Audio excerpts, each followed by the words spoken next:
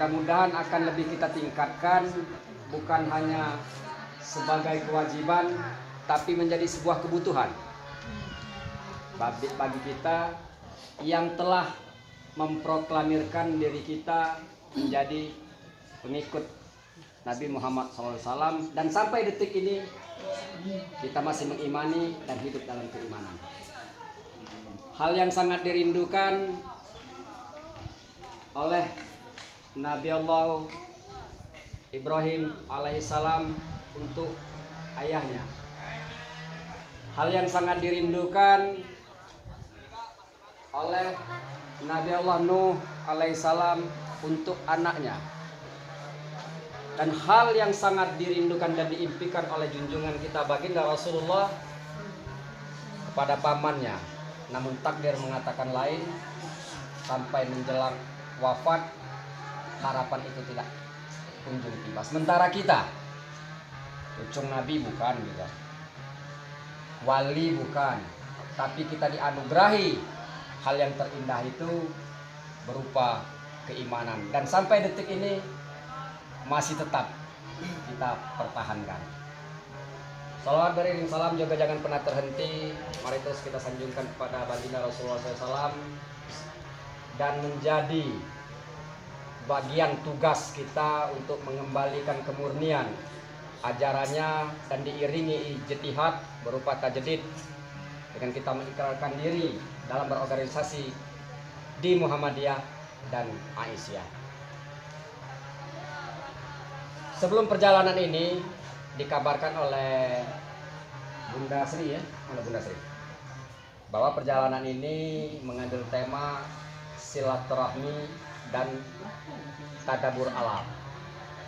Sebelumnya kita sepakati dulu berapa lamonian waktu yang diberikan untuk tausiah ini kira-kira. Kurang lebih setengah jam. Bismillah. Silaturahmi dan tadabbur alam. Untuk silaturahmi mungkin ibu-ibu lebih memahami arti silaturahmi. Bukan hanya sekedar mengartikan, tapi sudah praktek untuk ibu-ibu. Tak kenal maka tak cinta, tak cinta maka tak sayang. Dari mana datangnya cinta? Dari hati. Nah, tapi itu sudah agak tergradasi sekarang, Bu. Itu pepatah lama yang sudah mulai goyah oleh teknologi. Sekarang ini yang mulai dikembangkan oleh teknologi itu, dari mana datangnya cinta? Dari Facebook turun ke WA. Kapan datangnya kecewa? Ketika jumpa wajahnya beda. Ternyata karena kecanggihan teknologi pacak diedit wajah-wajah tadi kan. Jadi pas temu kecewa. Nah ini jadi mengantisipasi untuk kekecewaan itu, kita mengadakan silaturahmi dari pimpinan ranting Sekarjaya, Bakerja Timur, ke pimpinan cabang Kota Batu, Oku Selatan.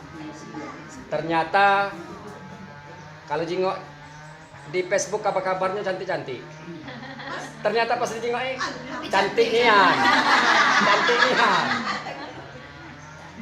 Jadi untuk mengantisipasi supaya tidak kecewa, kita bersilaturahmi, dan semoga dengan silaturahmi ini kita bisa sharing, berbagi pengalaman, dan yang penting memicu semangat untuk menghidupkan kembali, yang intinya kita mengembalikan sunnah seperti yang diajarkan Rasulullah SAW. Untuk tadabbur alam, aku cari maknanya dari segi bahasa.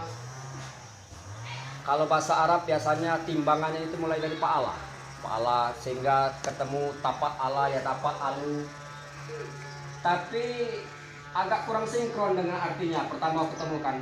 Karena kalau menimbang dari situ dabaro berarti membelakangi. Kalau diambil kata bendanya berarti belakang gitu. Damak disebutkan dubur. Berarti bukan maknanya membelakangi kan.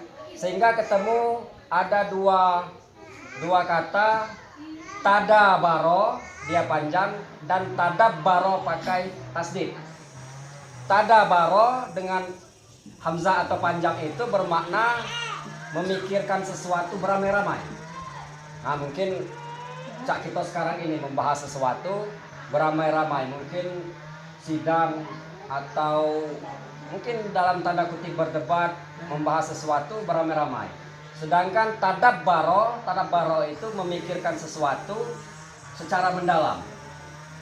Kalau dilihat dari KBBI, Kamus Besar Bahasa Indonesia, tadabbaro itu berarti merenung. Nah, dua kata ini yang aku kira berkaitan dengan kegiatan yang namanya tadabbur alam. Kalau dalam bahasa Al-Quran, kita sering mendengar afala tatafakkarun. Apakah kalian termasuk orang-orang yang berpikir? Atau afala ta'qilun. Apakah kalian termasuk orang-orang yang berakal? Tatafakkarun dan ta'qilun tadi dalam bahasa Al-Quran disebut ulul albab. Ulul albab, orang-orang yang menggunakan akal sehat dan orang-orang yang berpikir. Tapi tidak semua manusia mendapat predikat itu. Mendapat predikat ulul albab itu walaupun diberi kemampuan atau diberi alat yang sama berupa akal pikiran. Tidak semua mendapat predikat ulul albab. Lantas siapa yang mendapat predikat ulul albab? Yaitu orang-orang yang mampu dan mau. Nah, yang mampu dan mau menggunakan potensi akalnya, menggali pengertian alam, memanfaatkan komoditinya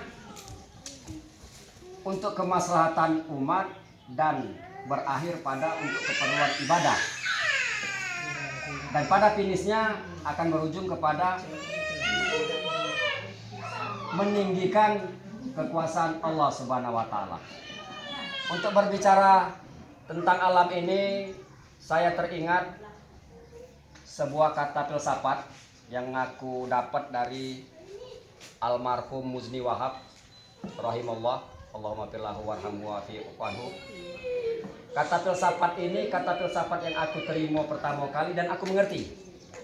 Bunyinya, Allah telah menciptakan alam semesta di luar diri manusia yang ada dalam dirinya sendiri. Kalau kita kaji secara